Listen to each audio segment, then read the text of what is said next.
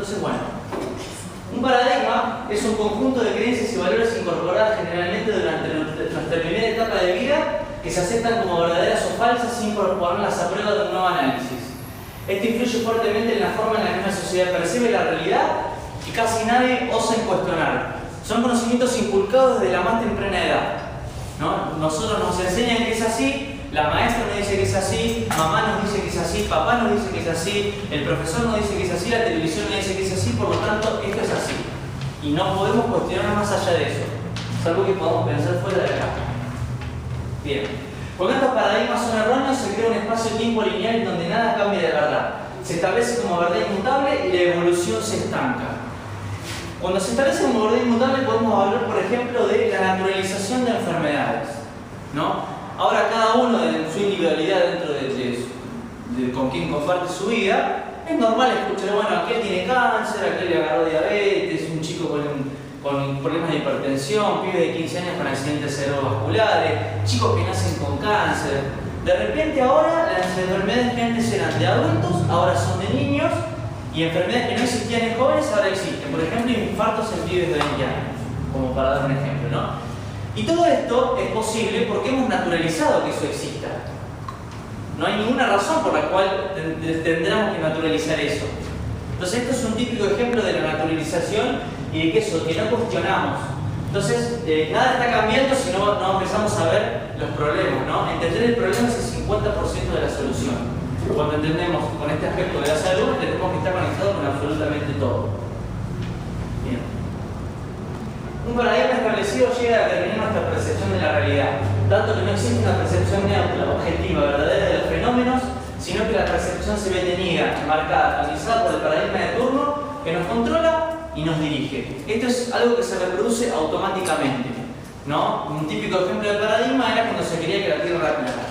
Cualquiera que venía a decir, che, me parece que la Tierra es redonda, bueno, lo quemaban en la hoguera, lo acusaban de loco, etcétera, etcétera, ¿no? Esto lo podemos llevar a cualquier cosa que digamos que no esté con la corriente que ya nos han impuesto por diversas formas.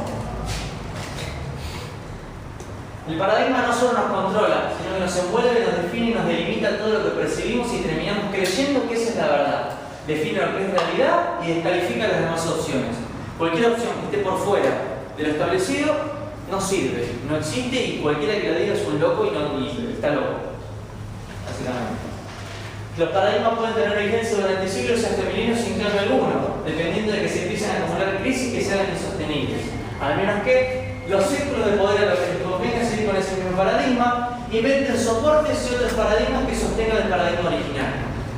O sea, inventar soportes para que sigamos sin cuestionar eso, ¿verdad? Por ejemplo, decir que la amplia gama de enfermedades que tenemos es por causas genéticas. Ese es un típico ejemplo, ¿no? De, bueno, naturalicemos que esto es por los genes, no te cuestiones por dónde viene, sino que es por los genes, como uno de tantos ejemplos. Bueno, ahora entramos en una comparación entre el paradigma reinante, digamos, de lo que es la salud, lo que es la medicina, y lo vamos a comparar con el nuevo paradigma que ya tiene muchos años de viejo, pero que tiene que surgir del pueblo, ¿no? Desde abajo hacia afuera y desde sobre todo desde la autocrítica y el autoconocimiento, ¿no? Entonces, cuando hablamos de medicina natural, ya hay un paradigma sobre medicina natural que nos dice, bueno, si yo voy al médico y me receta un medicamento, eso es la medicina que se practica en las universidades y en los hospitales, la medicina oficial, la alópata. Entonces yo quiero buscar la medicina natural, cambio el medicamento por una planta y ya está. Bueno, resulta que eso no tiene nada que ver con la medicina natural, pero absolutamente nada que ver. La medicina natural tiene una comprensión de la enfermedad totalmente diferente a lo que es la medicina belicista, como es la medicina alópata. Pero esto ya lo vamos a profundizar a la medida que vayamos siguiendo. Entonces, en rojo está el viejo paradigma, o el reinante, que cada vez está más podrido, y por abajo el solamente eliminar el síntoma. ¿Qué lo causa? No importa, no me lo cuestiono. Me duele la cabeza y me tomo una pastilla. No tiene sentido cuestionar, ¿no? Dentro de este paradigma, ¿no? Pero creo que vayamos manejando el auto y nos sale la lucecita de que falta aceite. Y yo en vez de bajarme y ver qué pasa en el motor, no, le pongo una cinta de scotch a la lucecita y yo no veo la lucecita. La lucecita ya no está. Mato el síntoma, digo, como si nada estuviese pasando. Bueno, nuevo paradigma, dolor y enfermedad como información acerca de conflictos Para yo entender cuál es la causa de mi padecimiento, tengo que indagar y profundizar en todos los aspectos de mi vida y sobre todo llevar a la conciencia aquello de lo que no quiero hablar. Por ejemplo, puede ser si estoy bien o mal en el trabajo, estoy conforme o no con mi vida, con mi facultad, con mi familia, con mi pareja, y miles de etcétera. O sea, esto se trata de profundizar y un poco más profundo. Bien. Enfermedad o trastorno visto como una entidad clara. ¿Alguien alguna vez vio a un cáncer caminando en la calle? Una diabetes caminando, tomando el bondi, no existe eso. Porque en realidad no existen enfermedades, sino personas enfermas. El concepto de enfermedad es el concepto de que algo me está invadiendo por fuera y yo soy la víctima. Entonces yo padezco el sufrimiento porque esa enfermedad me invade por fuera. Yo soy la víctima. Claro, si cambiamos las perspectivas, nos damos cuenta que la enfermedad no es algo aislado, sino que deviene en gran proporción también de mis actitudes y mis acciones y de mis hábitos. Entonces eso requiere también, cuando yo encaro un proceso de sanación, también cuestionarme y encarar profundamente cambios en mí, ¿verdad? Por eso, en el nuevo paradigma vemos a la enfermedad o trastorno visto como un proceso. ¿Qué significa esto? Podemos ejemplificar la fiebre, ¿no? La fiebre comúnmente, cuando surge, se suele suprimir con algún medicamento. Por ciertos mitos que la fiebre produce esto, la fiebre produce el otro. Entonces, de vuelta, la fiebre es un enemigo, es un síntoma, y como tal síntoma lo tengo que eliminar, ¿no? Medicina militar, elimina el síntoma. No comprendo por qué. Ahora, si empezamos a indagar sobre lo que es la fiebre, nos encontramos de que el cuerpo, con sus millones de años de evolución, cuando tiene demasiadas toxinas dentro del organismo, dentro de los órganos que se van acumulando por falta de descanso, por mala alimentación, por estrés emocional, etcétera, dice, bueno, ahora agarremos todas estas toxinas y las prendemos fuego. Eso es la fiebre. La fiebre es un proceso depurativo, que es un fuego que limpia. Eleva la temperatura del cuerpo a una temperatura similar a la que estaba dentro del vientre materno, en donde fuimos creados, ahí adentro, ¿no? ¿Por qué? Porque las células metabólicas trabajan a una velocidad mucho mayor. Entonces calentamos, prendemos fuego todo y quitamos las toxinas. ¿Cómo? Con diarrea, con transpiración, con vómitos, etcétera. Ahora, si nosotros suprimimos esos mecanismos depurativos, si yo tengo una diarrea y me tomo una pastilla para de diarrea, esa mierda se queda adentro. ¿A dónde la quiero esa mierda? ¿Adentro o afuera? Entonces lo que tenemos que hacer es comprender cuáles son esos procesos, por ejemplo el de la fiebre, aprender por qué suceden, y si nosotros cambiamos nuestros hábitos de vida, podemos aprender incluso a que el cuerpo no tenga la necesidad de gastar tanta energía en elevar la fiebre. Depende de nosotros, depende de tener prácticas depurativas en armonía con los procesos de la naturaleza. Dicho sea de paso, podemos hablar con nuestras abuelas que hacían las curas de invierno. Las abuelas sabían de alguna forma que había que hacer una cura, una purga, antes de que llegue el invierno, porque si no iba a sobrevenir una enfermedad, que la enfermedad sería la diarrea, la fiebre, etc. ¿Por qué? Porque en el cambio de estación, el metabolismo del cuerpo tiene que cambiar también. Y para que funcione de otra forma el metabolismo, tengo que tener el cuerpo limpio. Y para tener el cuerpo limpio, tengo que limpiarlo. Tan simple como eso. Ahora, si yo mantengo mi cuerpo limpio, el cuerpo no tiene necesidad de levantar una fiebre, por ejemplo. Puedo levantar una fiebre o muchas otras cosas más. Esto es solamente a modo de ejemplo. Bien. Cuerpo como una máquina en buen o mal estado. El cuerpo funciona bien o funciona mal. Si funciona mal, le damos esto, así que sigue funcionando bien. La calidad de vida o la alegría que podamos tener poco importa, sino que uno está bien cuando uno no tiene nada. Y en realidad puede tener un montón de cosas o efectos, por ejemplo, que se llaman enfermedades subclínicas, que no llegan a ser determinadas como una enfermedad, pero que sí tienen efecto en nosotros. Puede ser depresión, el leve dolor de cabeza, dolor de espalda, cosas que normalmente naturalizamos, como que están y no le damos bola. Eso, como todo, se empieza a acumular en el cuerpo y en algún momento nos pasa factura. Nuevo paradigma. Cuerpo como un sistema dinámico en permanente interacción con otros campos de energía. Permanente interacción con otros campos de energía. Todo el tiempo estamos interactuando con muchos campos de energía. El aire que respiramos, el agua que tomamos, la comida que comemos, el trabajo, la facultad, las relaciones, la familia, etcétera. Hay mil factores que influencian a una persona. Por ejemplo, si una persona tiene un caso, por tirar un ejemplo, de hipertensión, y si tiene una relación muy tensa con una hermana o con una madre, puede cambiar la alimentación, le puede aflojar, quiero vivir con esta persona me genera violencia. La hipertensión tiene que ver mucho también con la violencia, ¿no? Como el cuerpo reacciona constantemente. Entonces, por eso, para saber cuál es el origen de la enfermedad, tenemos que indagar más profundamente y comprender todos los factores, no dejar ningún factor al aire, sino que todo tiene que ver. Bien. Represión de los síntomas, lo que hablábamos antes de la medicina militar. La medicina, la que hoy en día se practica, tuvo su auge en las guerras. En las guerras no hay tiempo para un tratamiento. Yo me duele ahora, tengo que tomarme algo ahora. Tengo una infección, tengo que cortar. No hay tiempo para un tratamiento, es belicista. Pasa lo mismo en un paralelismo con la agricultura. Con la agricultura no tiene nada, que es también exactamente lo mismo, es belicista, es matar a la maleza. Yo fumigo y mato a todo lo que no me sirve, porque lo que no me sirve es un problema. Lo que yo no puedo utilizar es un problema. Es una visión belicista de la vida, una visión belicista de la agricultura y una visión belicista de la medicina, del cuerpo, ¿no? Como de amigos, enemigos, combato, vamos a combatir la enfermedad. Siempre se trata de combatir, no de comprenderla y asimilarla, sino de combatirla. El nuevo paradigma, búsqueda de trastornos globales. Lo mismo que veníamos hablando siempre. Todo influye, todo tiene que ver. No tenemos que dejar ningún aspecto fuera del análisis. Bien, separación mente-cuerpo. La enfermedad psicosomática es mental y debe ser considerada psiquiátrica. Típico ejemplo. Yo tengo un problema en cualquier órgano de mi cuerpo, me van a derivar al pedazólogo que se encarga de ese pedazo del cuerpo, sin tener en cuenta todo lo demás, y ese pedazólogo se convierte en un recetólogo, me receta algo por ese pedazo. Ahora, si yo tengo una enfermedad mental, dentro de la clasificación de la medicina, enfermedad mental, puede ser depresión, puede ser esquizofrenia, puede ser un montón de factores, no, ahí tenés que ir al psicólogo o al psiquiatra. El mensaje es simple, la visión unidimensional y lineal. La mente está separada del cuerpo, son dos cosas separadas. En realidad la mente y el cuerpo es un solo ente, una sola unidad. Todo se altera con todo. Está demostrado la influencia que tiene, por ejemplo, la flora intestinal en las depresiones, la intoxicación de los intestinos con la falta de serotonina y las depresiones. Todo afecta, porque por ejemplo, cosas que no sabemos, nuestros intestinos tienen un sistema nervioso propio, tienen neuronas propias, por dar solamente un ejemplo. Entonces todo afecta en todo y podemos sanar una depresión equilibrando la flora intestinal, por dar un ejemplo.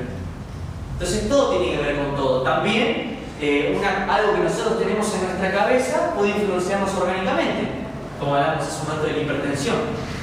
No tengo un problema con alguien y el cuerpo reacciona, bueno, voy a la pelea, subo la presión arterial, como por dar un ejemplo. Entonces, las enfermedades son psicosomáticas y somatopsíquicas. Todo a la vez, todo en una permanente correlación entre sí. Bueno, integración mente-cuerpo. La mente no está separada del cuerpo y el cuerpo no está separado de la mente. Es todo una sola entidad. El efecto placebo muestra el poder de la sugestión. Cuando utilizamos una medicina que no está aceptada dentro del rango cientificista, positivista o egocentrista, no decir que no. A vos te funcionó porque un efecto placebo. El efecto placebo se descubrió reemplazando medicamentos con principios activos por medicamentos que no tenían ningún principio activo. Entonces se dieron cuenta que la persona decía, no, tomate este medicamento y la persona se curaba porque creía que se iba a curar, estaba confiada en que se iba a curar. Se dieron cuenta que los medicamentos amargos tenían más efecto que los dulces, que los grandes tenían más efecto que los chicos, etcétera, etcétera, etcétera. Entonces una forma de legitimar esto es decir, esto es un efecto placebo.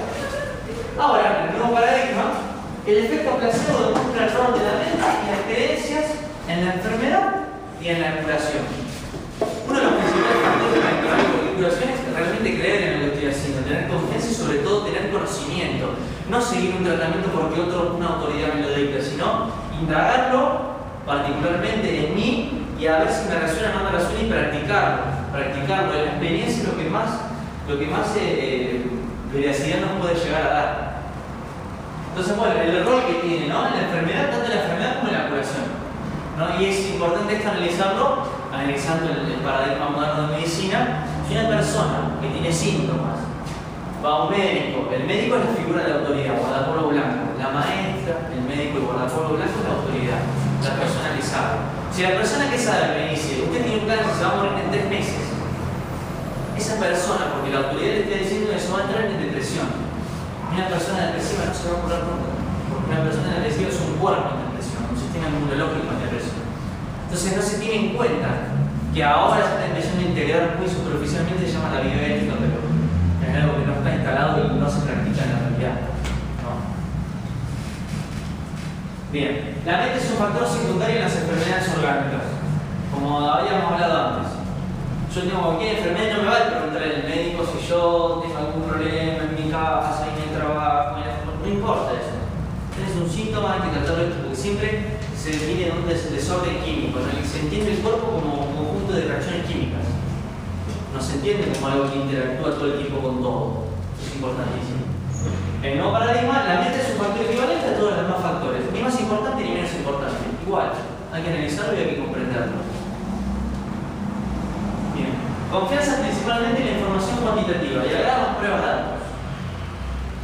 Cualquier cosa lo podemos ver en un análisis. Nos analizamos y eso nos dice que está mal o está bien. Si nosotros no estamos dentro del rango preestablecido y estandarizado, si nuestro análisis dio un numerito más arriba, ya estamos enfermos. Entonces hay una técnica que se utiliza, que es aumentar los rangos para aumentar las personas enfermas. Con los análisis de hoy, con los números de hoy, una persona puede estar enferma siendo que hace 5 años no. Por dar un simple ejemplo. Bien. Yo hablo que el que quiera preguntar, levante la mano, lo hablamos, le negamos, que quiera contar algo, siempre está abierto a eso, ¿no? Me basta decirlo. Bien. Nuevo paradigma, confianza en la información cualitativa, la calidad de la información brindada por el paciente y la intuición profesional. Los datos cuantitativos son auxiliares. No es que negamos todo esto, para nada, pero lo integramos. No nos vamos a basar solamente en esto, sino que nos vamos a basar en todo y esto va a ser un dato auxiliar, que nos va a servir, para algo nos va a servir en muchos casos, pero integrarlo a todo lo demás. Sería bueno que, lo voy a cambiar, que el paciente deje de ser paciente, que deje de esperar. Para poder pasar a ser paciente a ser activo. También, ¿no? Bien. Bueno, curación ante la desaparición del síntoma. De vuelta, la medicina militar, ¿no? La medicina militar y el paralelismo a toda lo que es la sociedad, ¿no? Si hay muchos robos, ponemos más policías. La policía mata el síntoma, encierra el síntoma y no vemos cuáles son las causas principales de lo que está pasando. No vemos la desigualdad social, no vemos la opresión, no vemos esas cosas, sino que los síntomas. Cuando desaparece el síntoma ya está todo bien. Encerramos al que robó, está todo bien, ya está. ¿Para qué hace falta seguir metiéndose en esto? El nuevo paradigma, curación con una organización y plenitud creciente en las múltiples áreas que constituyen al ser humano, física, emocional, mental y espiritual. Ahora lo estamos viendo para nosotros, pero también esto se aplica a la cuestión social. Por eso esto va más allá de algo personal, una cuestión meramente personal, sino de un planteo de una herramienta de lucha de transformación social, como lo es la autogestión de la salud y la comprensión de cuáles son los mecanismos que regulan los procesos de la medicina y entender también incluir con la agricultura, el modelo extractivista, etcétera, etcétera, que ya vamos a profundizar un poco más. Bien. El paciente es el cliente y su presunta ignorancia le impide tomar cualquier decisión. Si yo cuestiono a la autoridad qué es lo que me está dando, me decir, ¿para qué venís acá? Vos no podés saber, si vos no fuiste a preguntar, ¿qué podés hablar? ¿No? Todas las enfermedades que no pueden remitir espontáneamente, o sea, los síntomas que no pueden repetir espontáneamente, las consideran enfermedades crónicas o incurables, sentenciando al enfermo una vida de sufrimiento y dependencia de fármacos. Ahí viene también eso de la hegemonía, no es que esa enfermedad es incurable. No, desde la medicina que yo practico es incurable, sino es incurable. Todo lo demás es pseudociencia. Todo lo demás no sirve porque esta medicina dice que es incurable. Y nos sentencian a una enfermedad de sufrimiento y dependencia de fármacos. Pero que acá hay dos factores también. Porque una cosa es lo impuesto y otra cosa es la comodidad del paciente. Y es mucho más cómodo decir que no puedo resolver mi enfermedad y que puedo depender de fármacos a encargar cambios profundos. Primero no me llega la información y después no me lo... Quiere decir que la cura tiene que ser integral, digamos. Exactamente. Y hay que indagar más profundamente. Exactamente. Eso sería la cuestión básica. Exactamente. Indagar profundamente y sobre todo empezar a ser un poco más cuestionador de lo que nos dice la autoridad. Un típico ejemplo es la diabetes. La diabetes se cura, la diabetes tipo 1 y la diabetes tipo 2. La diabetes tipo 1 es la que uno nace con incapacidad de producir insulina, y la diabetes tipo 2 es la adquirida, que hoy en día existe más de 350 millones de diabéticos en el mundo, y es una enfermedad de una sociedad diabetogénica. Tenemos una alimentación diabetogénica, por ejemplo. ¿Sí? Hoy me contaron de una persona que se volvió diabética teniendo como un consumo de alimentos no así como italiano y como bastante consciente, como que le sorprendió mucho decirlo, porque de repente hago ejercicio, como así medianamente bien, soy diabético, y como que luego encontró la causa como la exigencia que él se ponía hacia la producción de energía, digamos, su cuerpo, ¿no? Como si necesita, no sé, levantar una casa en 2 semanas, le va a poner toda la energía y tu cuerpo va a metabolizar a full y va a generar esa condición, ¿no? Exactamente. Por eso entender todos los factores. Yo puedo cambiar mi alimentación, pero si mi actitud ante la vida es la misma, voy a seguir desencadenando eso. Entonces ahí vemos que en el caso de este hombre, la diabetes es una reacción que tiene el cuerpo ante una situación que él mentalmente se está imponiendo. Entonces el cuerpo reacciona, el cuerpo no entiende de subjetividad, no entiende de psicología, no entiende nada. El cuerpo reacciona emocionalmente con el cuerpo ante nuestros pensamientos y lo que nosotros tenemos como concepción. Entonces es importantísimo verlo de ese lado también. No es que decimos, bueno, cambiamos la alimentación y todo se cura. No, hay muchos otros factores. Sí, es una de las raíces, y cambiar la alimentación en este caso va a generar un montón de cambios, tanto a nivel físico como a nivel emocional. Entonces también comprender que hay que indagar un poquito más, y eso también está demostrado con lo que es, lo tiro para que cada uno lo investigue, ¿no? la nueva medicina germánica. Hammer habla mucho de eso, si es un aspecto de la medicina que se presenta como una nueva concepción de medicina que hay que indagar, porque es realmente muy interesante lo que plantean, y va mucho con esto también, muchísimo. Bien, como paradigma, el paciente necesita ser estimulado hacia su autonomía. O sea, el paciente tiene que hacerse responsable, tiene que dejar de ser el paciente, dejar de querer hacerse responsable de su propio cuerpo y comprender que lo que le pasa es consecuencia de sus actitudes, que obviamente están impuestas, nos educan para eso, nos estimulan, etcétera, etcétera, etcétera. Pero cuando ya sabemos, ya tenemos que encarar el cambio, si no las cosas se van a poner peor, como todo. Bien. La medicina usa un lenguaje ininteligible para el ciudadano medio como reafirmación de su autoridad elitista, dejando claro que el paciente nunca podrá decidir sobre su vida y será siempre dependiente de los iniciados de la profesión. Como de antes, ¿no? Si hubiese acá en la sala a alguien que siguiera al rajatabla la medicina oficial, saltaría a hacer una pregunta con una palabra difícil y ya automáticamente esa persona sabe más porque utilizó una palabra difícil. Ese es un mecanismo de control. La medicina se escribía en latín antes, para que solo los que podían leer en latín puedan saber de medicina. Entonces cuando nosotros nos dicen medicina hicimos un montón de años que un montón de cosas complicadas y cosas memorísticas. Y ahora estamos hablando de medicina, estamos llevando el lenguaje simple para que lo entendamos todo. Ese tiene que ser. Esa es la socialización.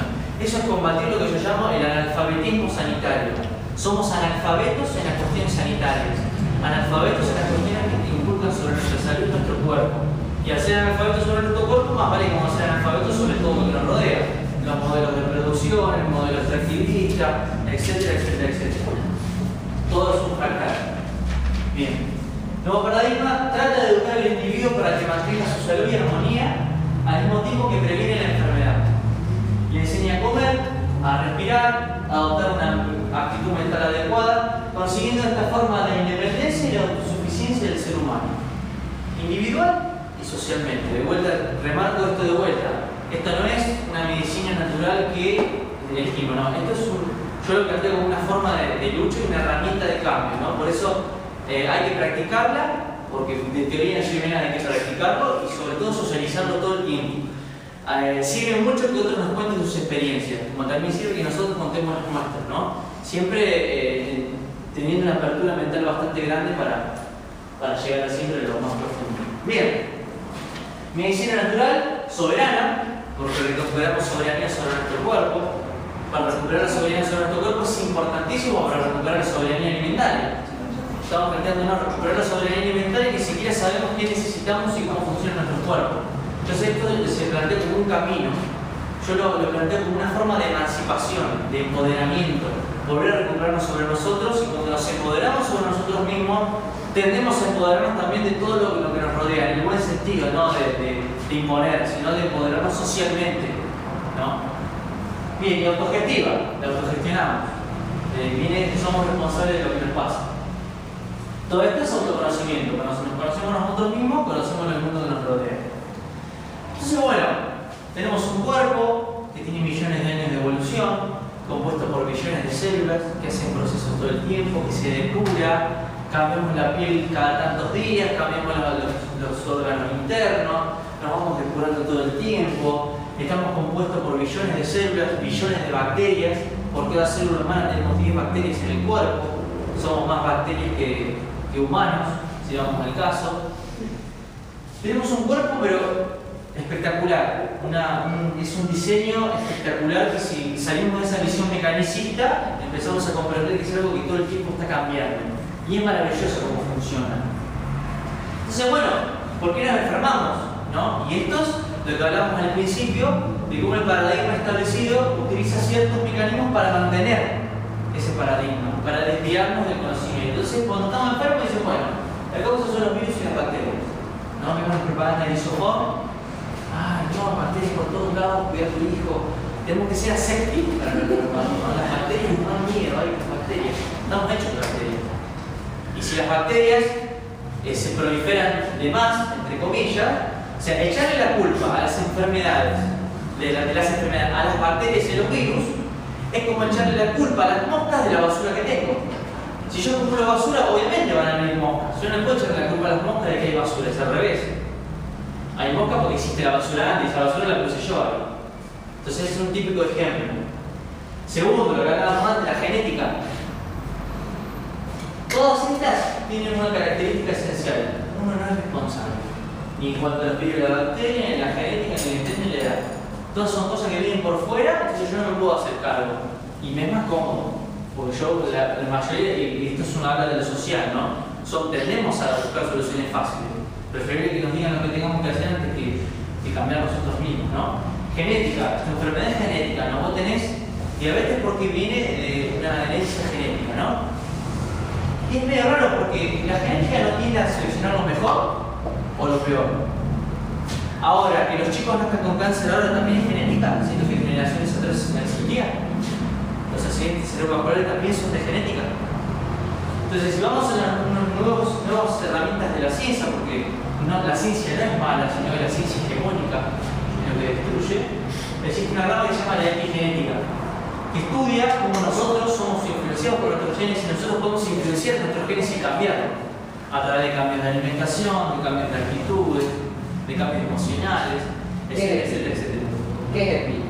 ¿Cómo? Epigenética. Sería como una metagenética, un poco más allá de la genética. Epigenética, comprender lo que nos rodea y también influencia, ¿no? Nos salimos un poco de eso de esto se enseña así porque la genética lo impuso. Bien. Otro, estrés. Estrés, ¿no? Uno tiene un problema, ¿no? Cuando no saben qué hacer, usted está estresado. Estresado, tranqui ahí. Camina un poco más, un poquito más, digo, siempre soluciones cosméticas, ¿no? Nunca vamos a la raíz del problema, jamás vamos a la raíz del problema. Y el estrés, ellos lo ven como causa, y en realidad el estrés es una consecuencia. Para yo ya estar estresado, tengo que tener una depuración deficiente, un flujo biliar deficiente, un intestino intoxicado, una mala circulación de la sangre, y miles de etcétera más. Entonces el estrés no es una causa en sí, sino es una consecuencia de malos hábitos de vida. Bien. Y lo último, bueno, la edad. Es buenísimo, ¿no? Estoy parada así, me duele esta pierna, es por la edad. Pero la otra tiene la misma edad y no me duele. ¿Qué tiene que ver la edad? Y antes, ¿por qué los chicos nacen con cáncer ahora? ¿También es la edad? ¿O dónde queda eso de la edad? Digamos, también es un engaño muy fácil de ver, ¿no? Bien. Bueno, una de las raíces por la cual se sostiene el sistema sanitario es claramente la enfermedad. La medicina está atada a las leyes del mercado. Las industrias farmacéuticas están atadas a las leyes del mercado como todo. Entonces Entonces acá lo que genera rentabilidad no son la gente sana, es la gente enferma. Entonces hay que buscar mecanismos, miren, mecanismos para mantener a la gente enferma. Y una de esas raíces es la alimentación moderna. Y yo le puse dinámica básica del sistema alimentario capitalista. La dinámica básica es muy simple cuando empezamos a ver los conflictos. Por un lado, nos genera carencia crónica de alimentos fisiológicos. ¿Qué es un alimento fisiológico? Un alimento fisiológico es un alimento que está diseñado para nuestra fisiología, para nuestro cuerpo. Por ejemplo, un alimento no fisiológico, por ejemplo, la leche. Somos la única especie que después del destete seguimos consumiendo leche de una especie totalmente diferente, con equilibrios nutricionales totalmente diferentes, y sin embargo nos han hecho creer que necesitamos eso para vivir, sin eso nos morimos. Si vamos a analizarlo a nivel nutricional, es mucho más similar a la leche materna a la leche de perro. Ahora empecemos a comercializar leche de perro y se nos van a cagar todo de risa. No, no es eso, pero la de vaca sí. Claro, porque las vacas son más fáciles de explotar. Ahí está la diferencia, se puede sacar mucho más. Entonces de ahí viene, se perpetúa ese paradigma. Entonces los alimentos fisiológicos aportan un montón de gama de nutrientes que el cuerpo necesita para mantener en pie el proceso de homeostasis. Que es el proceso de autorregulación, de autocuración, de autorreparación, de automantenimiento. Resulta que ni en los supermercados, ni en las panaderías, ni en las carnicerías, ni en los kioscos encontramos ningún alimento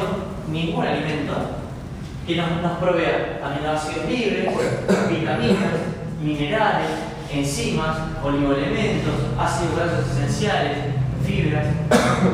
Básicamente, los alimentos industriales, la mayoría del proceso no aportan ninguno de los nutrientes, y lo poco que aporta lo aporta desequilibradamente, que nos genera más enfermedades.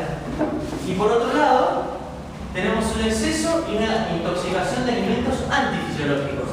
No solo no son alimentos que nos están diseñados para nosotros, sino que son antifisiológicos. Nos hacen daño, nos generan daños.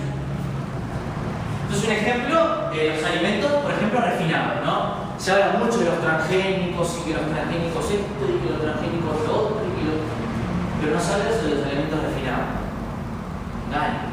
Porque a mí de nada me sirve comprar azúcar blanca orgánica. Es la misma mierda que comprar azúcar blanca no orgánica. Cambia el modelo de producción. Pero en tal caso estoy consumiendo la misma porquería, porque lo están refinando. Entonces esos alimentos, refinamos los alimentos, los procesamos, los industrializamos, le quitamos todos los nutrientes que es una sustancia química pura. Pasa el mismo ejemplo con la cocaína y la hoja de coca. La hoja de coca es medicinal. En té, masticar, en harina, etcétera, etcétera. La refinamos, tenemos cocaína, es un veneno de control masivo. Pasa lo mismo con los alimentos refinados. Al refinar los alimentos, esto tiene un efecto en nuestro cuerpo y en nuestra psique. Un solo nutriente que no nutre, un solo pensamiento lineal. Mantiene así, derechitos. Bien, dieta hiperproteica. Está más que estudiado las repercusiones que tiene el exceso proteico en la dieta moderna. En el alto consumo de carne, de lácteos, de huevo, etcétera, etcétera. Eso ya está más que estudiado. Está bueno saberlo y que cada uno lo investigue por sí solo. Está en el libro así. El libro de Gene Study, que habla de las consecuencias, un estudio de más de 40 años, nutricional, que habla de las consecuencias del consumo de proteína animal, etcétera, etcétera, etcétera. Tenemos acá en Argentina el ejemplo de Arturo Capdevila, que fue un dramaturgo, poeta, que tuvo un tipo muy capaz, que en su época escribió libros de medicina, siendo que no tenía nada que ver con la medicina. Un libro que se llama Paramiología Patológica. Hablaba de las consecuencias que tenía el cambio de alimentación impuesta por colonos, no por la colonialidad. Cómo eso fue afectando a la gente de acá de América, los originarios, y por ejemplo, cómo antes de la colonización no existían los problemas de pulmones. Acá no se ordeñaban vacas, y él particularmente hablaba, por ejemplo, relacionaba la poliomielitis con la aparición del helado. Hablaba de la amplia gama de enfermedades que sufríamos en Argentina, era por el consumo de carnes y lácteos. O sea, habló de las enfermedades causadas por el consumo de lácteos y carne en un país productor de lácteos y carne. Por eso sus libros fueron quemados en Santa Fe, la capital de la leche. Fueron quemados sus libros. Recién ahora se están reeditando y se está empezando a revalorizar el trabajo que hizo este hombre, como muchos otros que han quedado en una nube de que no se conocen quiénes fueron unos grosos. Entonces está bueno también. Sí. Y Capdevila también tiene una colección espectacular sobre enfermedades mentales, donde se plantea la cura del autismo, que es reversible como patología, y también de la fisiología humana, que es espectacular. Y aparte, se los recomiendo, no son caros, y tienen la redacción de una persona que es literaria. Es espectacular. ¿Cómo es el nombre? Arturo Capdevila. Después vamos a hacer un listado de libros recomendados, como para que cada uno puede comprar uno, otro puede comprar otro, y nos intercambiamos. Biblioteca oculta, creo que es la colección, Biblioteca oculta de Capdevila, algo así la colección. Sí, exactamente, la están reeditando ahora autogestivamente, ¿no? Porque obviamente ninguno de los libros que hablemos hoy, salvo de Ginentay, se puede conseguir en librería. No se consiguen por otros métodos. Bien, una alimentación con alto índice glicémico. El índice glicémico es la cantidad de azúcar en sangre que yo voy a tener después de consumir algo. ¿No? Yo consumo azúcar refinada, harina blanca, hidratos de carbono simple, me sube el azúcar en sangre, pum, para arriba, estoy así como medio perdido, así, y después para el bajón, ahí, vuelve, baja, vuelve. Entonces, el bajón tengo que comer algo, azúcar, y vuelvo.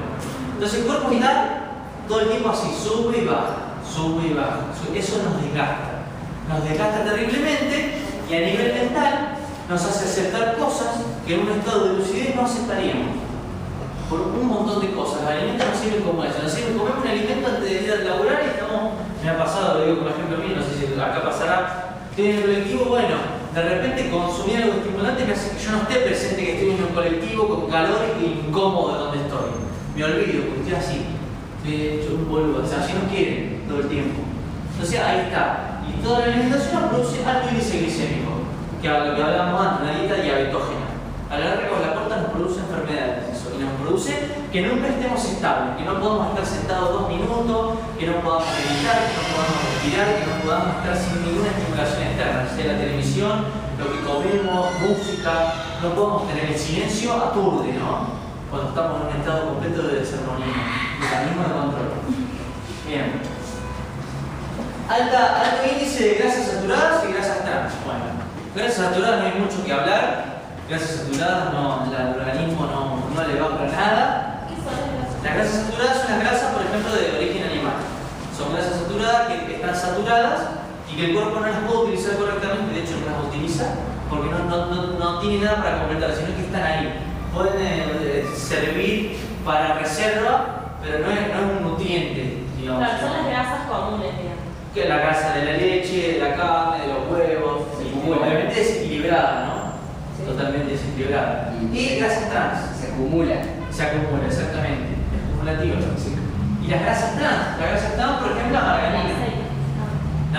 O los aceites. Son grasas que, por el proceso que tienen, cambian su estructura molecular y son totalmente dañinas, van bloqueando órganos internos. Plástico. Son similares al plástico.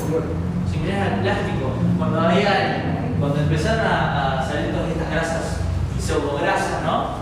Por ejemplo, en Francia se daban cuenta que cuando la gente consumía esto, iba y cagaba, o sea, el cuerpo no lo toleraba. Entonces le pusieron un químico de bloqueo anal, se llamaba, para que uno come y no le salga. Así se maneja la industria. La industria busca eso, la superficialidad y el consumo fiel. ¿No? El consumo fiel. Las margarinas se encuentran en todos los productos de bollería. En la galleta, aceite vegetal hidrogenado, eso lo vamos a ver en todos lados. Polio, margarina. Margarina, exactamente, en todas las panaderías, en todo se utiliza eso. Y eso nos va embotando por dentro, nos va bloqueando órganos internos bloqueados, mente bloqueada, emociones bloqueadas, control. Dicho sea de paso, en grandes términos. Bien, dieta hipercalórica. Cuando nosotros cambiamos la alimentación, nos damos cuenta de que necesitamos comer menos porque estamos comiendo más nutrientes. Hay un mito que dice que necesitamos tantas calorías por día. Hay una clave en el tema de tener las calorías, porque la trampa está en esto. Si nosotros nos ubicamos solamente en comprender las calorías que comemos por día, podemos comparar un yogur y una manzana, total tienen unas calorías similares. Entonces no importa si como un yogur o una manzana, tengo que llegar a tantas calorías. De hecho, el cuerpo no se alimenta de calorías. El cuerpo se alimenta de nutrientes. No sabe contar. No sabe contar. Por eso, si yo voy y me como 7 platos de sorrentinos, voy a tener la panza así que me explota y diría, seguiría comiendo, no puedo más. Claro, eso es porque el cuerpo no detecta nutrientes y dice, no, loco, acá me falta algo. no saciamos nunca, no activa el mecanismo de saciedad. Como nosotros tenemos un plato con muchos nutrientes, comemos poco y ya estamos satisfechos, con energía y seguimos. No es que tenemos que estar 2 horas así digiriendo, cansados, porque nos provee energía. Esa es la gran diferencia. Y está demostrado que la restricción calórica, porque los alimentos con más contenido nutricional a veces son poco calóricos. Los alimentos naturales, la frutosédico, la oleaginosa, la fruta, tienen poco contenido calórico, alto contenido nutritivo y se comen en pocas proporciones porque se agitan. Bien. Cocción excesiva. Agregado a que consumimos pocos alimentos fisiológicos, los pocos que consumimos los cocinamos. O sea, y esto es para entender también los procesos industriales. La mayoría de las vitaminas, las enzimas y los microelementos, los minerales, los ácidos grasos esenciales son termosensibles. Cuando los exponemos a altas temperaturas se degradan, ya no sirven más. Entonces nos van generando deficiencias subclínicas de tal vitamina. A 50 grados no más fuerte. Exactamente, A 50 grados. Incluso menos algunas también, 42 50 grados. Entonces, si nosotros cocinamos todo, a lo poco que estamos comiendo le estamos sacando todo. Obviamente, todo lo que conseguimos en el supermercado está a la temperatura de 300 grados. Olvidemos lo que vamos a considerar la bicicleta y el suplemento. Todo viene sin eso. Y hay algo que se conoce como leucocitosis postprandial, que es que cuando yo como un alimento excesivamente cocido, mi cuerpo reacciona como si yo estuviese comiendo un agente patógeno. O sea, aumenta los leucocitos en sangre. Leucocitosis postprandial. Postprandial es después de comer. Postprandial. Entonces, si yo como y mi cuerpo está combatiendo contra lo que yo como, claramente me va a degradar. Va a degradar mi energía. Entonces, es un factor importante a tener en cuenta porque hay que incluir gran porcentaje de alimentos crudos y vivos dentro de la alimentación. Se dice que un 70% aproximadamente. ¿Cómo? Leucocitosis postprandial. Son los glóbulos blancos. Y vos sabés cuál es la temperatura en la que el cuerpo cocina o sea, digiere los. En el estómago tenemos ácido como para digerir el metal. Claro. Si vamos al caso, por eso es la maravilla del cuerpo. El hígado y el riñón 2 grados más que el cuerpo. El hígado y el riñón trabajan a 2 grados más que el cuerpo. Por eso cuando en el proceso de curación se recomienda a la persona que después de comer ponga calor en el hígado, por ejemplo. Como para estimular. Eso lo tenemos naturalmente nosotros, pero en un proceso curativo se recomienda eso. Bien, cocción intensiva. Constipante. Esto es importante que lo vamos a ver ahora. La constipación, ¿no? Como 4 veces por día y cada una vez cada 2 días. Una vez cada 3 días. Una vez cada 4 días. ¿Qué onda? ¿Dónde se compra eso? Queda todo adentro. 12 metros de intestino se va pegando, se ensancha. Esto no es grasa. Esto es un colon totalmente hinchado. El tema es que no tenemos sensibilidad. La naturaleza no ha previsto que consumamos alimentos industrializados sin fibra que se nos peguen en el intestino. La naturaleza no existe eso. Entonces se va hinchando el colon y se va agrandando. Y así todo el cuerpo. Entonces esa constipación, ya lo vamos a ver, en el intestino se produce el 90% de la serotonina. La serotonina es una hormona de la felicidad. Cuando esa hormona de la felicidad es bloqueada por los alimentos que consumimos y la autointoxicación, genera, por ejemplo, apatía, genera baja de la libido, genera control social, genera así una actitud poco cuestionadora. Por ahí abajo, siempre ahí abajo, siempre a la profundidad. Nos bloquea mucho. De hecho, ya lo vamos a profundizar más adelante.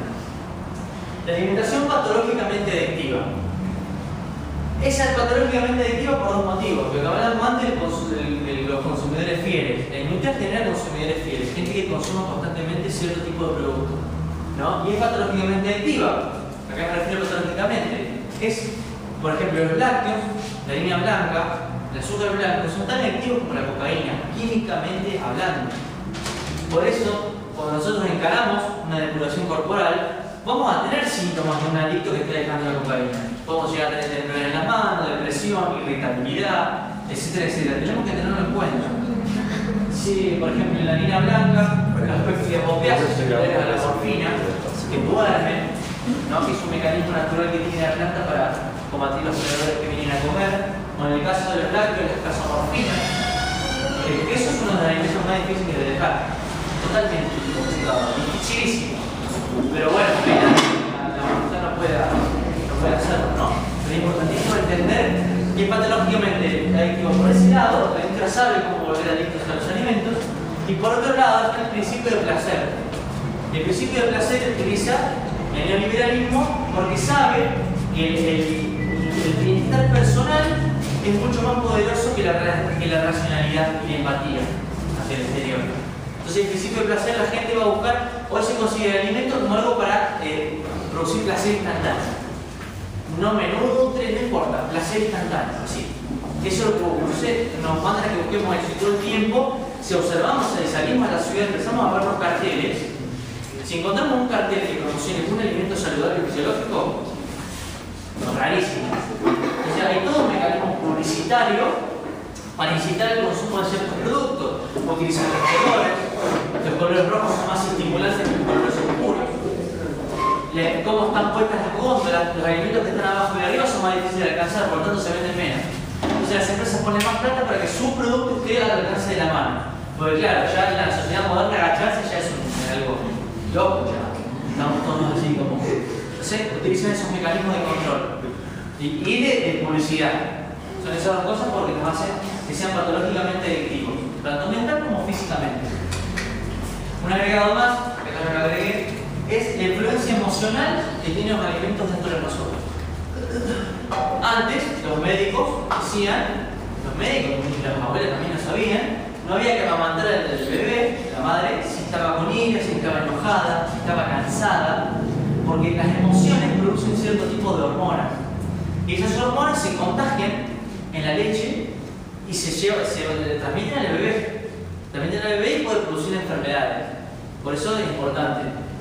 Ahora nosotros estamos consumiendo, y esto se engancha con los modelos de producción que tenemos que conocer también. Nosotros estamos consumiendo, por ejemplo, productos lácteos que vienen de una vaca que siendo niña en términos humanos fue violada, hacinada, la violaron, la encerraron, tuvo su bebé en su panza, le robaron al bebé, su bebé grita llamándola y le exprimen las tetas, robándole la leche con mucho dolor. Y mientras están exprimiendo las tetas la vuelven a violar para que vuelva a tener un hijo y así se repite el ciclo macabro. Toda esa angustia, todo ese dolor, todo ese terror, esa agonía, ese miedo, se concentra en lo que estamos comiendo. ¿Cómo no vamos a ser una sociedad violenta, apática, enferma, si tenemos esa violencia y ese dolor, ese miedo, ese terror en lo que comemos, en nuestro estómago, en nuestros intestinos, en nuestra sangre, en nuestro espíritu? Está dentro de nosotros eso.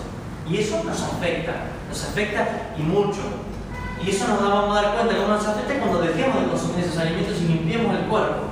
Porque esto todo se experimenta, esto no hay nada escrito en un libro, esto se tiene que experimentar. Cuando uno experimenta empieza a ver qué influencia tiene. Por eso el cambio de alimentación nos hace, por un lado, más armónicos con nosotros mismos, más centrados y a la vez nos hace más combativos. Porque aumenta la empatía. La empatía significa la compasión. Comprendo tu dolor y voy a hacer lo posible para aliviarlo. Ya sea del que tengo al lado, de la vaca o de quien sea. Por eso es importante también entender cómo no se habla de esto, y hablar de esto te pueden clasificar como un magufo o un pseudocientífico. Pero las hormonas producen emociones, eso está claro. Eso es innegable. Es solamente ver cuál es el modelo de producción. Sacarnos de la mente esa idea monicista de que la vaca está en el pasto y la... No, eso no existe. Eso no existe. Y es un mecanismo que tenemos que tener en cuenta. Cuando nosotros, porque esto es todo un pantallazo general, esto cada cosa hay que profundizarla, que eso después lo vamos a ir profundizando. Cuando nosotros empezamos a practicar otra forma de alimentación, empiezan a cambiar muchas cosas dentro de nosotros. Y empieza a cambiar nuestra ecología interna, lo que nos va pasando por dentro. Entramos en un proceso de autoconocimiento, de conocernos más a nosotros mismos, y empezamos a comprender muchas cuestiones sociales. Empezamos a practicarlo nosotros, fomentamos que se practique esto, y estamos ejerciendo un boicot económico constante y perpetuo, porque acá las industrias se manejan con plata, a todo esto. De un solo tiro. De un solo tiro empezamos a dejar de poner plata en todo esto. Todo el sistema alimenticio. Todo que está basado en alimentación basura, en explotación, en degradación, modelos extractivistas, destrucción de los suelos, contaminación del agua, de los ríos, destrucción de los mares, arrasa, ¿no? Una agricultura, un modelo de producción belicista nuevamente. Se va todo así, sale de nuestra vida. Descolonizamos nuestro cuerpo, descolonizamos nuestro plato. Por eso, como muchas veces están en el bloqueo de Monsanto, decía, bueno, pero no podemos combatir a Monsanto si tenemos a Monsanto en nuestro plato. Tenemos que empezar por esto. Y esto es una forma de lucha tan efectiva que es poco divulgada.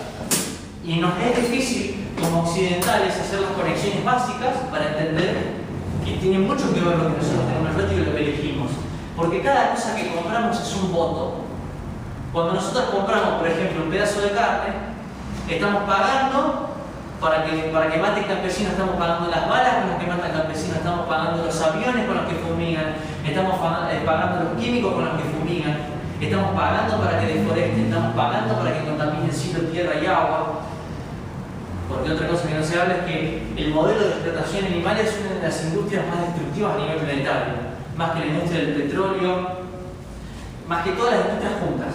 La explotación animal es tremendo lo que produce, y eso es algo que no se habla mucho, no se habla prácticamente nada. Incluso dentro de los círculos que se llaman ecologistas, que el ecologismo no tiene nada. Porque no es ecologista bañarse 5 minutos y ir al supermercado a comprar basura envasada con la bolsita biodegradable. Eso no es ecologismo.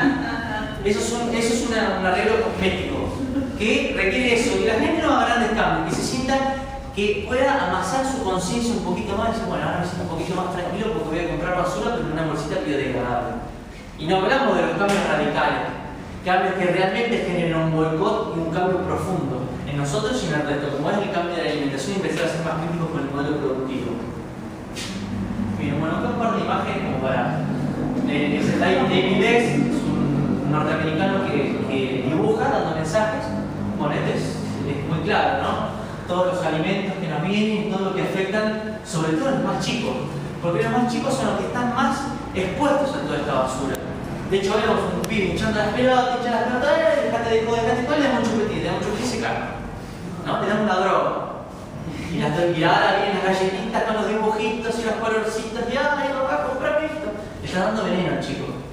Y mientras el chico, mientras más joven reciba todos estos químicos, menos se va a desarrollar su cerebro, menos se va a desarrollar su facultad y va a ser más controlable. Y si se muere antes, mejor. ¿No? Porque de hecho, de paso, somos muchos para mantenernos. Bueno, otro ejemplo que habla de todos los... incluido el tema de la alimentación con el control social, ¿no? Las cámaras, las fumigaciones. El aspartamo, por ejemplo, un edulcorante Made in Monsanto, que es básicamente la mierda modificada del Escherichia coli. Ese es el edulcorante que se utiliza, que es Escherichia coli, que produce una amplia gama de enfermedades, pero que sin embargo lo utilizan en todo. La Coca-Cola cero, todos los productos line dietéticos, todos los productos cornillot, Chicles, dos. chicles, el DNX, todo. Todo lo que se tiene azúcar tiene aspartamo, incluso mezclan aspartamo con azúcar. Los jugos están, toda esa basura. Toda esa basura divulgada y naturalizada totalmente. Que cuando dejamos de consumirlo, mucha gente empieza a ver mejoras, ¿no? La gente consume todo el día edulcorante, por ejemplo, en el mate. Aparte es adictivo. Bueno, el glutamato monosódico, MSG, glutamato monosódico. El glutamato monosódico es una sustancia que básicamente es un estimulante que dilata las papilas gustativas, quema neuronas y desactiva el mecanismo de saciedad. Lo descubrieron los norteamericanos, que se utilizaba en Vietnam, que lo sacaban del alga kombu, utilizaban la alga kombu para alimentaria y le llamaban la atención de cómo producía tan buen sabor en comidas de baja calidad. ¿El Ajinomoto? El Ajinomoto, exactamente, que se vende en cualquier dietético como si fuese un veneno, que básicamente... ¿Cómo?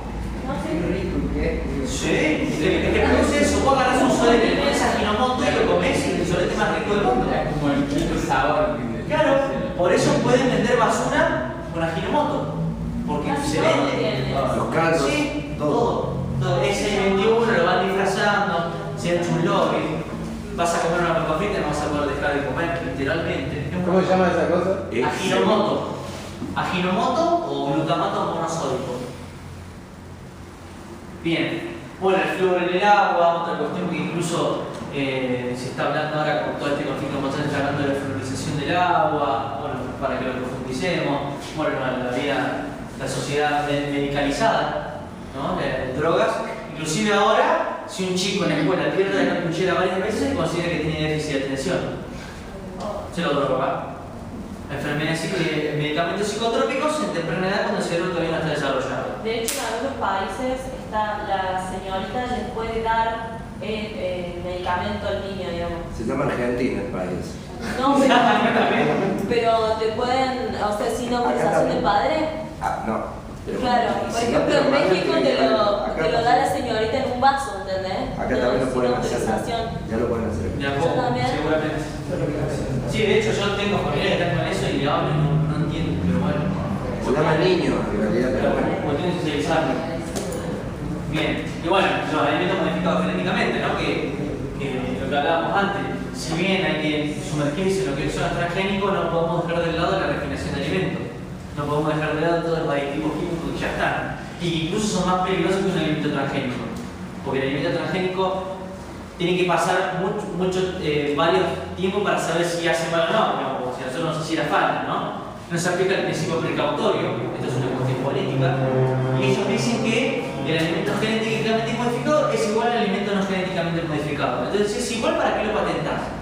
Si es igual. Estas son las contradicciones del sistema productivo. Bien. Bueno, otra foto de cómo todo esto, como ya sea los medicamentos, ya sea los alimentos, se experimenta en la población. O sea, ahora se está sabiendo los riesgos de la vacuna del VHP y un montón de cuestiones que bueno, después nos podrá comentar sobre artículos que hay que hablan de cómo Argentina es un buen mercado para probar medicamentos porque la gente confía mucho en los médicos y se pueden producir fácilmente, y etcétera. Pruebas de laboratorio, pero así, con la gente. Total, si se mueren 10.000, a mí me importa. Estamos probando.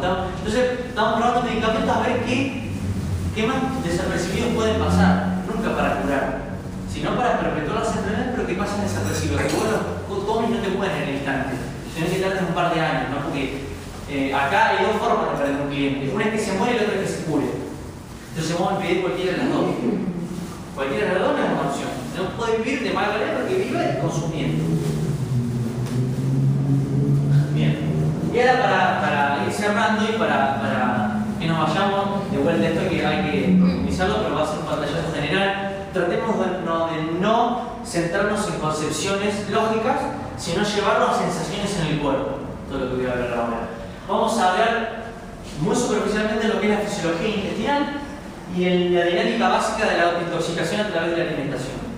Entonces, para analizarlo de una forma más fácil, lo vamos a separar en cinco fases, pero que digamos son parte de la misma. Yo voy a explicar básicamente cada una. Bien, el tránsito intestinal. El tránsito intestinal es el tiempo que tarda el alimento consumido en salir, en que lo caguen, básicamente. El horario fisiológico, el tiempo fisiológico, me refiero al tiempo que el cuerpo necesita para procesar esos alimentos y expulsarlos, es aproximadamente 18 a 20 horas. ¿No? Y el tránsito intestinal es lo que hablábamos antes. Si yo como 4 veces por día y cago una vez por día, estoy teniendo una acumulación. A lo normal hoy en día, lo que me han dicho con señoras de edad 40, 50, 60 años, me han dicho, sí, yo voy cada 3 o 4 días. Claro, con razón. Hay gente que va cada 20 días. Cada 20 días. Y eso está totalmente naturalizado. O sea, el estreñimiento está naturalizado. Y el estreñimiento, como todos los mecanismos, es un mecanismo de control social. Personas con los intestinos bloqueados son personas que no pueden, realmente no tienen las capacidades para ver un poco más afuera. ¿No? Es importantísimo verlo, no solamente en un aspecto médico, sino en un aspecto también de control. Y el tránsito intestinal es básicamente eso. Y el tránsito intestinal se produce por un movimiento del colon del intestino que se llama peristaltismo, que es un movimiento muscular de contracción y distensión. Ese peristaltismo es estimulado por el alimento que contiene fibra. Un alimento sin fibra no estimula el peristaltismo y se empiezan a pegar los alimentos, porque los alimentos refinados de origen animal no solo no tienen fibra para estimular el peristaltismo, sino que son mucógenos y se pegan y se adhieren. Por ejemplo, la caseína, que es el 90% de la proteína de la leche, se utiliza como cola de carpintero. Mira, cuando se calienta la leche se pega. Bueno, eso es caseína, eso se pega en el intestino y se va adhiriendo. Y va intoxicando, va en el intestino y se va pegando a las paredes intestinales. Por eso comemos 4 veces y cagamos una por día. Tiene mucho que ver con eso. Y las harinas. La harina se come. También. Exactamente. Y al tener sustancias que adormecen, como los péptidos, opiáceos por ejemplo, van adormeciendo el intestino, y al adormecer el intestino adormecemos el cuerpo entero. Porque nuestras emociones tienen que ver con el estado de nuestro hígado, de nuestro intestino. Por ejemplo, el mal flujo biliar tiene que ver con la poca capacidad de acción en la vida. Tener poco flujo biliar por tener un hígado lleno de cálculos, por ejemplo. Entonces todo tiene que ver con todo. Sí. ¿Todas las harinas son malas o la harina integral es buena? Hay una diferencia. La harina integral, la diferencia que tiene todos sus componentes. Ahora, la harina integral que se consigue acá no es harina integral, es harina blanca rebajada.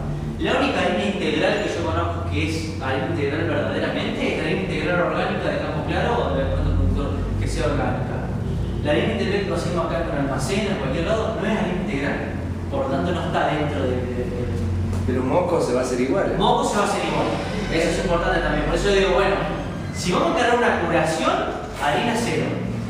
Si vamos a cargar una transición por cambio de alimentación, bueno, podés cambiar de harina por harina integral, pero es comprender también de que son cosas que no hay que comer todos los días, porque no son fisiológicas. Los cereales pasa eso. El cereal está diseñado para un pájaro, porque el pájaro tiene un aparato cardiopulmonar que necesita almidones crudos para hacer todas sus funciones. Nosotros no, nosotros para el cereal tenemos o que germinarlo o que cocinarlo. Por eso también entender que los cereales dentro de una curación es como muy poquito, muy ahí. Bien, ese es el tránsito. La mucosidad. Tenemos una mucosidad que está en todas las paredes del colon, que funciona como un filtro inteligente. Esa mucosidad selecciona los alimentos desdoblados con moléculas pequeñas para filtrarlos a los torrentes sanguíneos y nutrir las células. ¿Verdad? Esa mucosidad es un principal mecanismo de defensa ante los tóxicos alimentarios. Ahora, nosotros, por ejemplo, ¿qué afecta a la mucosidad? Bueno, todos los químicos puros afectan a la mucosidad, los antibióticos que consumimos en los alimentos, por ejemplo, el yogur tiene contenido antibiótico, la carne tiene contenido antibiótico por el modelo de producción, porque para que las vacas no se mueran en ese estado de esclavitud y de encierro y de enfermedades, tienen que inyectar muchos antibióticos que por cadena alimenticia lo consumimos nosotros. Y hay un ejemplo claro que es el tema de los lácteos, ¿no? Que tienen un mensaje químico hormonal que tiene una función en su naturaleza, que es el de darle un mensaje a la mucosidad para que se abra, porque como la leche materna es el único alimento que necesitamos consumir todo ese alimento. Entonces no hay problema. Abrimos la mucosidad, abrimos las barreras y que pase todo. Si total es lo único que consumimos, es lo que necesitamos. Ahora nosotros al consumir productos lácteos estamos consumiendo ese mensajero químico hormonal que le dice a nuestra mucosidad que se abra. Por lo tanto, vuelve a morir un mecanismo de defensa que tenemos y empiezan a filtrarse un montón de partículas no dobladas dentro de nuestro organismo que se van acumulando en tejidos y van produciendo enfermedades. Eso lo tienen los lácteos. Eso lo tiene el lácteo. Sumado a lo que vamos a ver ahora, que tiene que ver ¿Cómo se llama eso? la mucosidad intestinal. Pero lo que tienen los Permeabilidad intestinal produce. ¿Cómo? ¿Qué hace la tripa con la Permeabilidad boca? intestinal. Y los lácteos, ¿cómo? Una pregunta. Sí. Mi mamá no puede consumir ningún tipo de lácteo así porque creo que es como alérgica, así. Se brota todo, así le pasan un montón de cosas. ¿Por qué puede ser eso? Uy, Estás sedado, porque tenés anestesia en la sangre, porque no sos sensible. Entonces, al no ser sensible en eso no te produce nada. Obviamente, hay personas que le generan más daño que a otras, porque no todos los cuerpos son iguales, pero los lácteos en sí son un veneno. Y cuando nosotros los dejamos de consumir durante 20 días, 21 días, que son 3 ciclos de 7, cuando introducimos el producto de vuelta, vemos cómo nos hace mal, en serio. Pero no es que no nos haga mal, sino que no lo sentimos. ¿Sí? Y respecto a lo que decía Facundo de sentir o no, hay algo que se produce que es cuando uno tiene el organismo limpio, cualquier cosa negativa que incorpore el cuerpo va a reaccionar con síntomas para eliminar eso.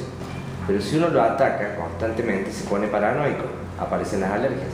Es decir, reacciona a nada como si fuera un ataque grave. Y después ocurre el immunity tilt o tilde inmunitario. No responde a nada. ¿No vieron las personas que tienen mucho sobrepeso, que comen de todo y no les pasa nada? Y de golpe, che, se murió. Claro. Claro. Se tilda el sistema inmune y ya no avisa de nada. No quiere decir que esté sano, sino que simplemente ya no hay más sistema inmune. Por eso a veces, como decía la persona que preguntó respecto a la madre, que la intolerancia a la lactosa o lo que fuera, en realidad todos somos intolerantes a la lactosa, porque no, es un alimento no humano. No es que tenga un defecto, sino que tiene un mecanismo más, como le diría, aceitado, que ya le avisa que no incorpore eso. Ojalá todos lo tuvieran. Ojalá. Eso es. Otro factor, la flora. Ya habíamos hablado de la cantidad, ya terminamos, me falta un poquito. La flora, digerimos y vivimos gracias a bacterias, sin bacterias no estamos vivos. Y esas bacterias claramente reaccionan y se van generando un montón de cosas. Las bacterias, por ejemplo, con un intestino sano, producen benzodiazepinas. Las benzodiazepinas son antidepresivos naturales, por ejemplo, como citar un ejemplo. Ahora, las benzodiazepinas sintéticas son las que se recetan en casos de depresión. Si ahora te dicen, no, reequilibrar tu intestino para que no vuelvas a recuperar tu estado anímico, no, lo tomas por fuera. Y esas bacterias intestinales claramente se mueren con químicos, se mueren con el azúcar, se mueren con los lácteos, con contenidos de antibióticos, antiviral. Todo eso lo consumimos todos los días, goteo todos los días, 4 veces por día, 365 días por año, y no consumimos alimentos fermentados naturales y nada que estimule la flora intestinal. En vez de flora vamos a tener fauna intestinal, parásitos intestinales. Vamos a tener bichos gusanos ahí adentro y se van comiendo, viven entre la mierda, les encanta vivir entre mierda. Y ahí lo tenemos acumulado dentro de nosotros. Y también eso de los bichos hace que uno tenga más apetito. Los parásitos. Exactamente. Los parásitos tienen facultades de segregar cierto tipo de hormonas que a nosotros nos llevan, por ejemplo, a querer consumir harinas blancas, a querer consumir azúcar. Por eso, el dulce de leche. El dulce de leche. Y por eso este proceso también va cargado de una desparasitación, que después lo vamos a profundizar en futuras talleres. Entonces es importantísimo entender que la flora tiene mucho que ver con los estados anímicos, por ejemplo, se han curado autismo equilibrando la flora intestinal, se han curado un montón de patologías equilibrando la flora intestinal. Cuando nosotros curamos un órgano, se cura todo el cuerpo, porque no estamos trabajando en un órgano, sino sobre todo el cuerpo, y todo repercute. Bien. Bueno, equilibrio hormonal, que el equilibrio hormonal es el equilibrio orgánico, ¿no? Todas las emociones tienen que ver con un equilibrio hormonal. Por ejemplo, si nosotros tenemos altos índices de dopamina, tenemos mucha esquizofrenia. Por citar un ejemplo. Esto es como presentar de forma simple cosas que son científicas, ¿no? Cuando tenemos bajo nivel de dopamina, ansiedad; cuando tenemos alto nivel de serotonina, felicidad; cuando tenemos bajo nivel de dopamina y serotonina, depresión, ¿no? De hecho, si de paso el 90% lo produce el intestino, que se le llama el segundo cerebro. El intestino se lo llama el segundo cerebro en medicina. Y etcétera, etcétera, etcétera. La oxitocina, la hormona del amor, etcétera, etcétera, etcétera. Todo tiene que ver. Cuando nosotros cambiamos la alimentación, recuperamos el equilibrio de nuestro cuerpo, automáticamente empieza a equilibrarse la producción hormonal. Nos armonizamos, estamos más bien parados y ahí nos empezamos a volver peligrosos. Porque ya no nos comemos cualquier cuento. Ya no aceptamos, como mucha gente, y yo la mayoría de la gente conozco, que me ha pasado a mí, que cambió su alimentación, ha tenido, mucho hablar y poco tomar. Ha tenido cambios en su vida, de cambiar de laburo, de dejar de ir a la facultad, de dejar de vivir lleno de negocio. Muchos cambios que nosotros naturalizamos, que nos oprimen, pero que están ahí. Es importante tener en cuenta esto. Para ir cerrando, esto es un curso celebrado de fisiología intestinal. Capitalismo, nos quitan las ganas de cagar. Literalmente. Hay una forma, una postura para cagar, que es la postura fisiológica, es esta. Claro, esta es la natural. Naturalmente. Porque por lo que hace es estirar el colon y aflojarlo y que salga todo. Ahora, si nosotros cagamos en el inodoro, como es la imposición de Europa, del inodoro, estamos así, tenemos que hacer muchísima fuerza, no llegamos a alargar todo y queda mierda acá. Y esa mierda produce una amplia gama de enfermedades con el tiempo. Entonces es importantísimo, en el cambio depurativo, adaptar una posición fisiológica para evacuar. Puede ser o ponerte un suplemento de 30 centímetros en el inodoro o simplemente parándose arriba del inodoro y sentándose así. Es lo más simple. Y cuando empecemos a cagar así, no vamos a querer cagar más, pero como que no, eso no me gusta. Porque realmente siente placer. Entonces ahí está la diferencia, ¿no? Cuando quedamos sentados y cuando quedamos en posición fisiológica. Es importante porque el 80% de los diversos cánceres de colon se desarrollan en las áreas coloridas en gris, que no se evacúan por completo en la posición sentada. El estancamiento fecal es la principal causa de enfermedades del colon.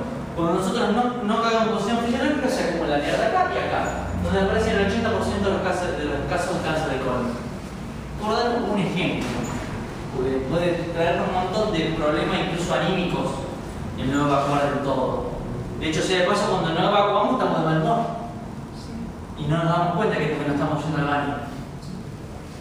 Bien, y para cerrar, una frase del doctor Bernard Jensen, que para entender esta forma de visión holística, esta visión integrativa, de todo lo que analizamos, y dijo, ¿no?, en su libro: estoy convencido de que en la actualidad la intoxicación intestinal es la principal fuente de sufrimiento y decadencia que afecta a nuestra sociedad.